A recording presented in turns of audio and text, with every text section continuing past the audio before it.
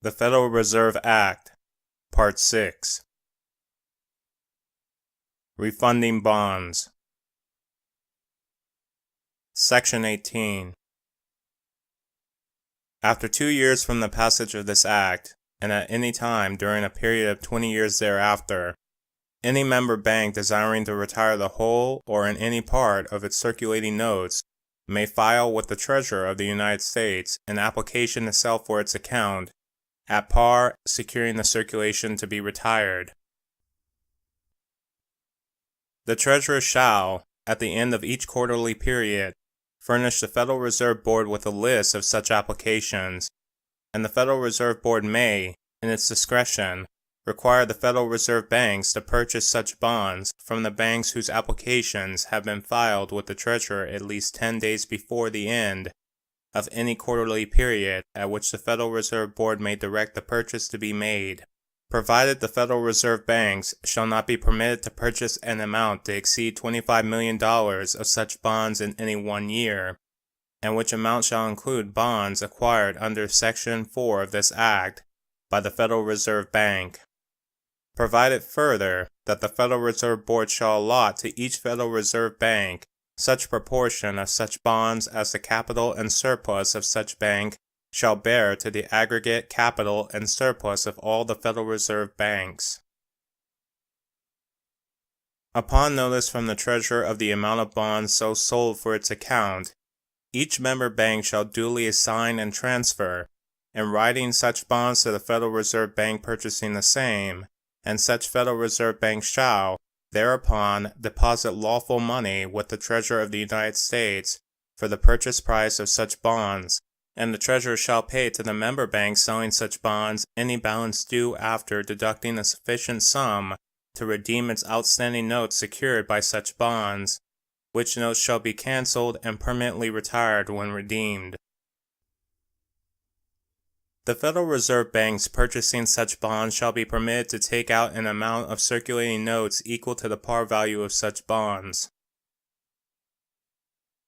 Upon the deposit with the Treasurer of the United States of bonds so purchased, or any bonds with the circulating privilege acquired under Section 4 of this Act,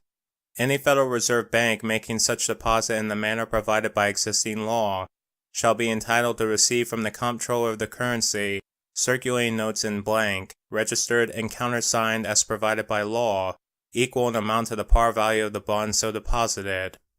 Such notes shall be the obligations of the Federal Reserve Bank procuring the same, and shall be in form prescribed by the Secretary of the Treasury, and to the same tenor and effect as national bank notes now provided by law. They shall be issued and redeemed under the same terms and conditions as national bank notes, except that they shall not be limited to the amount of the capital stock of the Federal Reserve Bank issuing them.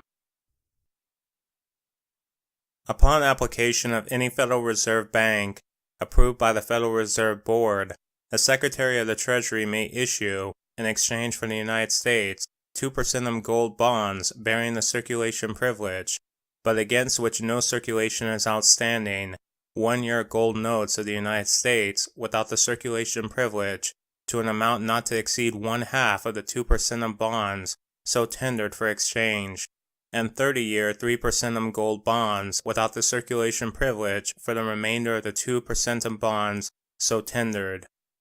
Provided that at the time of such exchange, the Federal Reserve Bank obtaining such 1-year gold notes shall enter into an obligation with the Secretary of the Treasury, binding itself to purchase from the United States for gold, at the maturity of such 1-year notes, an amount equal to those delivered in exchange for such bonds, if so requested by the Secretary, and at each maturity of 1-year notes so purchased by such Federal Reserve Bank, to purchase from the United States such an amount of 1-year notes as the Secretary may tender to such bank, not to exceed for the 2% United States gold bonds. Said obligation to purchase at maturity such notes shall continue in force for a period not to exceed 30 years. For the purpose of making an exchange herein provided for, the Secretary of the Treasury is authorized to issue at par Treasury notes, in coupon or registered form, as he may prescribe in denominations of $100, or any multiple thereof, bearing interest at the rate of 3% per annum,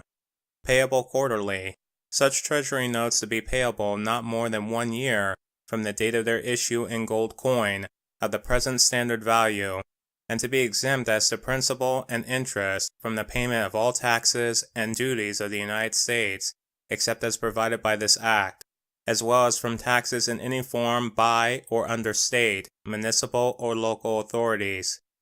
And for the same purpose, the Secretary is authorized and empowered to issue United States gold bonds at par, bearing 3% interest payable 30 years from date of issue, such bonds to be of the same general tenor and effect, and to be issued under the same general terms and conditions as the United States 3% bonds, without the circulation privilege now issued and outstanding. Upon application of any Federal Reserve Bank, provided by the Federal Reserve Board, the Secretary may issue at par such 3% bonds in exchange for 1-year gold notes herein provided for. Bank Reserves. Section 19. Demand deposits within the meaning of this Act shall comprise all deposits payable within 30 days, and time deposits shall comprise all deposits payable after 30 days, and all savings accounts and certificates of deposit, which are subject to not less than 30 days' notice before payment.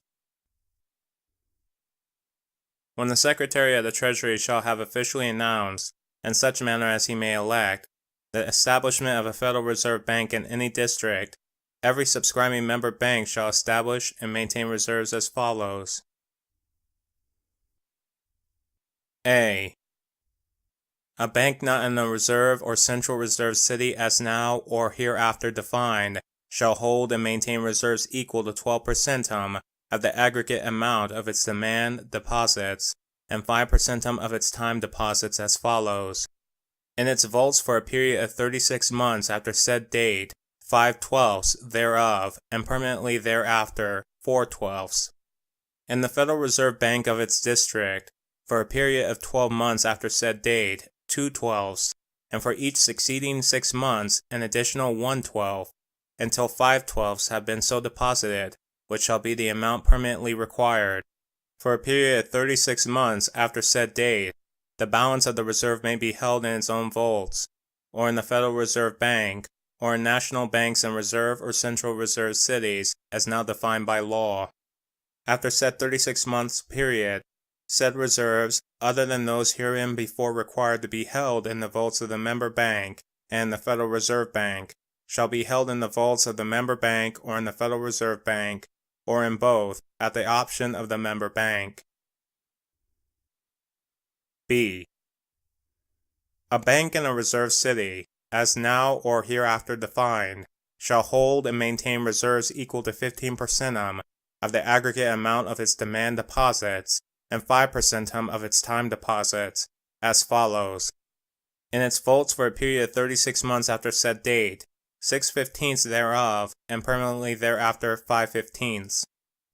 In the Federal Reserve Bank of its district, for a period of 12 months after the date aforesaid, at least 3/15, and for each succeeding 6 months an additional 1/15, until 6/15 have been so deposited, which shall be the amount permanently required. For a period of 36 months after said date, the balance of the reserves may be held in its own vaults, or in the Federal Reserve Bank, or in national banks in reserve or central reserve cities, as now defined by law. After said 36 months period, all of said reserves, except those herein before required to be held permanently in the vaults of the member bank and the Federal Reserve Bank, shall be held in its vaults or in the Federal Reserve Bank, or in both, at the option of the member bank. C. A bank in a central reserve city, as now or hereafter defined, shall hold and maintain a reserve equal to 18th percentum of the aggregate amount of its demand deposits and 5% of its time deposits, as follows. In its vaults, 6/18 thereof. In the Federal Reserve Bank, 7/18. The balance of said reserve shall be held in its own vaults, or in the Federal Reserve Bank, at its option. Any Federal Reserve Bank may receive from the member banks, as reserves, not exceeding 1/2 of each installment, eligible paper as described in Section 14, properly endorsed and acceptable to the said Reserve Bank. If a state bank or trust company is required by the law of its state to keep its reserves either in its own vaults or with another state bank or trust company, such reserve deposits so kept in such state bank or trust company shall be construed, within the meaning of this section, as if they were reserve deposits in a national bank, in a reserve, or central reserve city, for a period of 3 years after the Secretary of the Treasury shall have officially announced the establishment of a Federal Reserve Bank in the district in which such state bank or trust company is situated. Except as thus provided, no member bank shall keep on deposit with any non-member bank a sum in excess of 10% of its own paid-up capital and surplus. No member bank shall act as the medium or agent of a non-member bank in applying for or receiving discounts from a Federal Reserve Bank under the provisions of this Act, except by the permission of the Federal Reserve Board. The reserve carried by a member bank with the Federal Reserve Bank may, under the regulations and subject to such penalties as may be prescribed by the Federal Reserve Board, be checked against and withdrawn by such member bank for the purpose of meeting existing liabilities, provided, however, that no bank shall at any time make new loans or shall pay any dividends unless and until the total reserve required by law is fully restored. In estimating the reserves required by this Act, the net balance of amounts due to and from other banks shall be taken as the basis for ascertaining the deposits against which reserves shall be determined. Balances in reserve banks due to member banks shall, to the extent herein provided, be counted as reserves.